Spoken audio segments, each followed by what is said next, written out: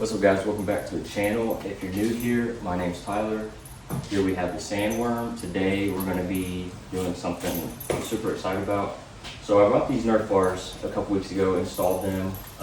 They're in fab. But today we're going to be replacing those with some cooler running boards. And I'm going to run the intro while I take those off, and then we'll get to installing the new ones. So enjoy the intro, and I'll see you guys in a minute.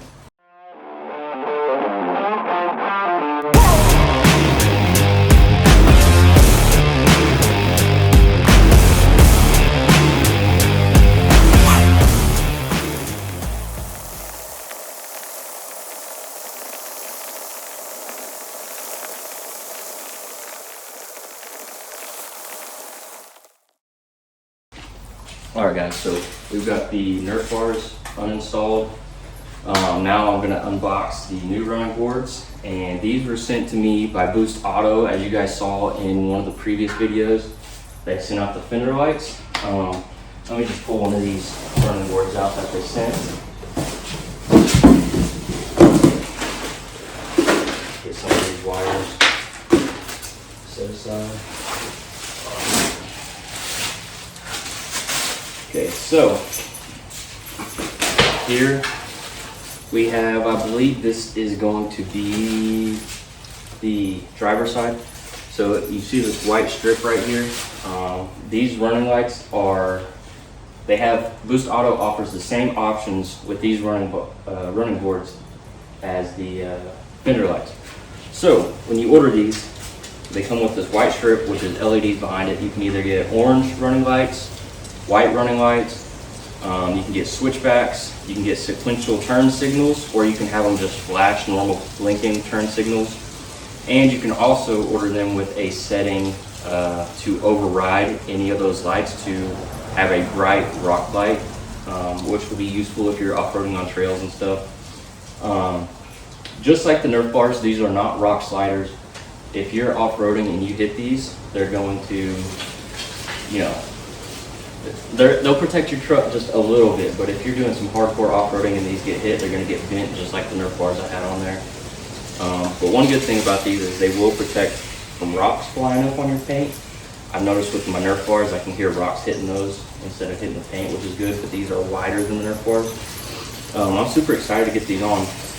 But anyways, let me show how the sequential and the blinker work, because I ordered mine with the sequential switchback, so they're going to be white to match my rock lights and my fender lights, and then they'll turn yellow sequential blinkers.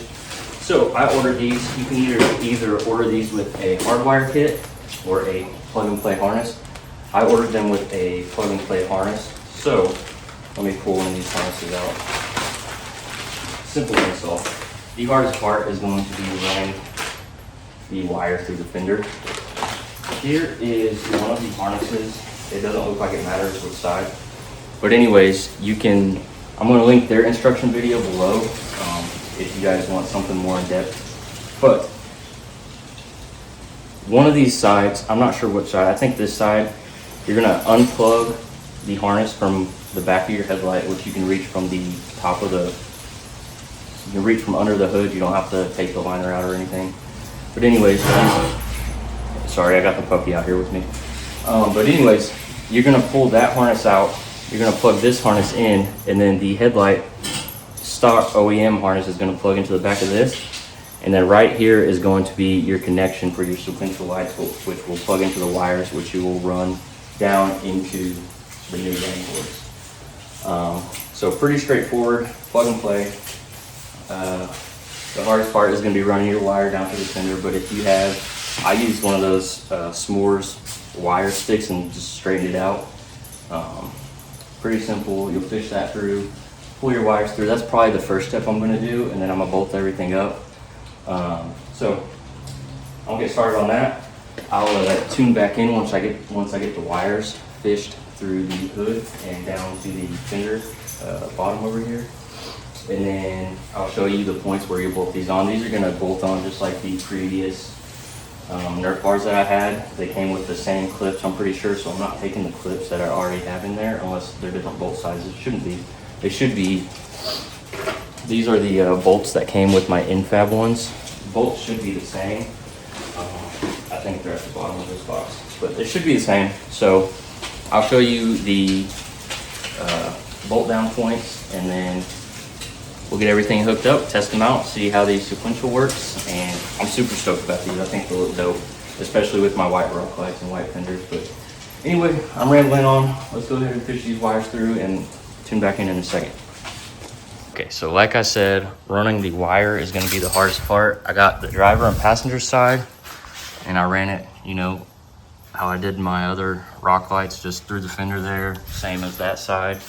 And I do have some wire loom coming in to clean all this up so it'll all be black and blend in. But anyways, like I said, that was the hardest part. So all I have to do next is connect the harnesses to the back of the headlights, which if you look down here, let's see if I can angle this light right there, that harness with the red clip, you pull that red clip back, that's the harness. You pull that one out, plug this one in, and then plug the OEM one into this, plug your lights into this, and then you have to connect this side to that side, and you do that with this portion right here. Positive to battery, black to a ground, and then this little white clip, you'll connect this to the matching one for the other side. And obviously I put this one with the battery terminals on this side because the battery's over here. But once you connect those, lights will run. So all that's left, bolt these up, plug them in, and they're installed. Literally, if it wasn't for running the wires, this would have been like a 30-minute install, I think, 45-minute. But with running the wires, hour and a half, just because it's a pain, especially because I already have wires in there, so it makes it a tighter spot. As you can see, my rock light wires are hanging down because those were zip tied up to my Nerf bars, but we'll clean those up when we're done. But anyways, let's bolt these up. I'll show you where those are. Actually, I'll just show you where I had the clips in already. So if we crawl up under here, this gold clip right here, this is the rear one. You have a middle one and then a front one. So front, middle, and you actually have two middle spots. You're gonna use the front middle spot towards the front side, and then the rear. And you also have these clips up here on each one to hold it. So it should be pretty straightforward. With these, I installed these brackets onto the Nerf bar first and then lifted the Nerf bar up. I think this time I'm gonna do it the opposite. I'm gonna install these onto the truck first and then do the running boards. It'll be easier, especially because I'm by myself. So let's go ahead and do that, and I'll see you guys in a minute. What's up, guys? So we are back on day 2 of the installation, and it's mostly my fault. I got a little eager yesterday, a little excited to install these running boards, that I forgot that when you order these running boards, the hardware for them comes separate. So I spent yesterday, I ran all the wires, got everything hooked up, and realized I didn't have the hardware to actually install these. So what I did is I zip tied the wires up under there so I can just cut them and plug them in. But I took the time to clean up all my wires and everything under there, under the truck. So I went ahead and did that. But anyways, the hardware arrived today. I contacted Boost Auto. They said most of the time the hardware and the running boards will arrive at the same time. A few occasions the hardware might arrive a day later or vice versa, and that was the case with me. The hardware arrived one day after the running boards.